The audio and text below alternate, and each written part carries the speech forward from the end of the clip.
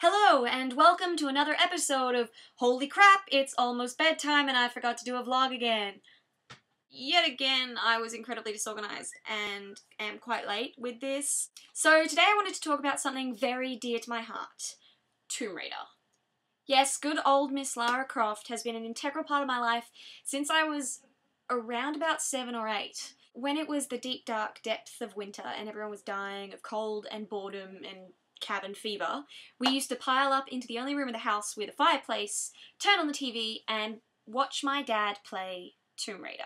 Now, if you're thinking that this might be quite a passive thing to just sit there watching a video game get played, it really wasn't, because everyone would sit there, me, my mother, my big sister, and my dad, and just scream at him every time anything happened. 3 people just yelling at him, "Jump! Jump now! Oh my god! Shoot that tiger! What's happening? Oh god! Oh no! You died!" Or laughing maniacally, because let's face it, Lara used to just die in some really hilarious ways. It's like they just flip the physics switch whenever she dies and like, yeah, her legs can go in all of the directions. But the moral of the story is my introduction to video games was actually watching my dad play these games, and Lara Croft was just like a huge icon the whole time I was growing up.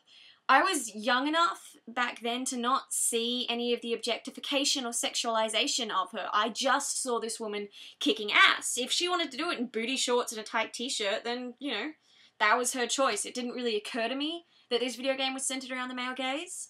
And I think because of that, even now that I understand the way that Lara Croft was written, and looking back I can see it absolutely, and going back and replaying some of the old games I can see it, but it's never lost that sort of innocent joy and that feeling of this is a woman kicking ass, being amazing, doing things that I thought were just completely impossible, and making them look easy and fun and cool, and just being the awesome female Indiana Jones that she is. I slowly progressed to starting to play the Lara Croft games myself, often with my dad or with the family, and then eventually on my own and just, you know, occasionally chatting to the family about it.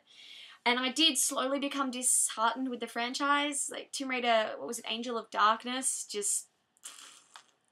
Although I do remember going to my mum and trying to explain how cool it was that I actually got to choose my dialogue and have my choices have some effect on the game. I mean, that was a huge precursor to games like Mass Effect or Dragon Age or Bioshock, or just games where you had like a choice, and games where your decision would change the story's outcome. The movies came out and I was absolutely in love with them. Angelina Jolie made an awesome Tomb Raider. She was badass, she was cool, there was great music.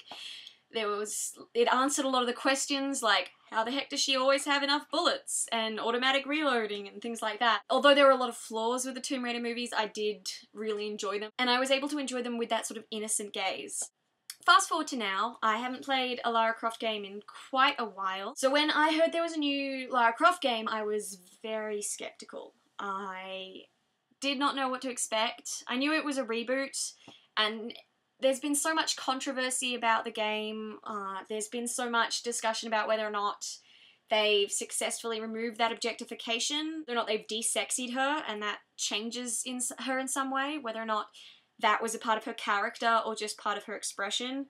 And those are all really valid questions, and ones that I don't think I have the time to answer right now, and ones that I don't know the answers to, because I think each person brings to a video game character so much of their own worldview. And so for me, I can safely say, yes, she felt badass and cool and feminist. I don't know if that's the right word, but definitely empowering for me to play. And I know a lot of people thought that playing through the game they would want to protect Lara. The writers seem to be trying to make her fragile and in need of our protection and help. I didn't get that feeling. Maybe it's because I'm around the same age that she is in the game, but I just felt like I was Lara Croft and I was being badass. And yeah, sometimes I wanted to protect her, but in the same way that I was like, I don't want to die. I spent yesterday having the absolute best possible day of the holidays that is imaginable. It was really cold, so a perfect Lara Croft day, because all good Lara Croft days are freezing cold. I heated up a heat pack and plonked it down into my giant gaming chair, cuddled up with my doona, and sat down, like on my little bed of hotness and joy, and just played Xbox literally all day. I've beaten the main storyline already, and I think in some ways that was both a huge, like, congratulations to the story team, but also, like, damn you, because It's a really great open world game. There's so much on this island that Lara is on to explore and find out and understand, and I really enjoyed coming across relics and artifacts and learning about things and hearing Lara sort of explain them. It just sounded really cool. But the story was so well written and so well done that I think I missed out on a lot. And I know that sounds a little confusing, but I found myself so emotionally invested in what was happening, and I cared so much about Lara's friends and Lara and saving the day that I found myself going, well, yeah, there's a secret tomb entrance just there, but I'm not going to find anything in there that's going to save my friends faster. How could I possibly leave them there to get tortured for longer? I've got to run straight to my destination, and I've got to sort of succeed as fast as possible. So in some ways that was an incredible achievement in storytelling, that they had me that invested that I just wanted to skip the fun parts and go straight to the action and straight to getting it all done. But at the same time, I regret that because I missed out on so much. And I will go through and play it again and explore all of those tombs and find all of the relics and all of the exciting things, but I certainly wanted to in my first playthrough. I was just so desperate to save them.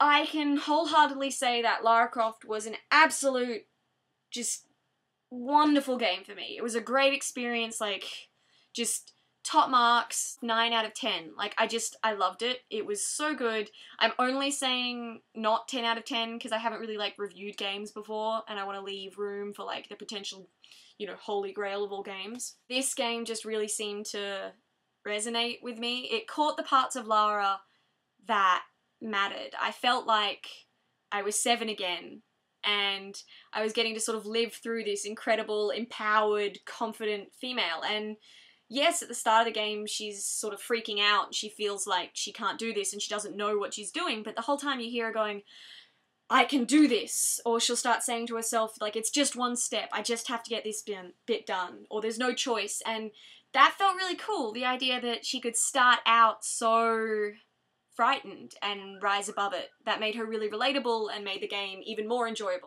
I'm already dying for like a sequel or for the next step in her journey. So I have uni tomorrow, as well as running a Dungeons & Dragons session for my local card game store.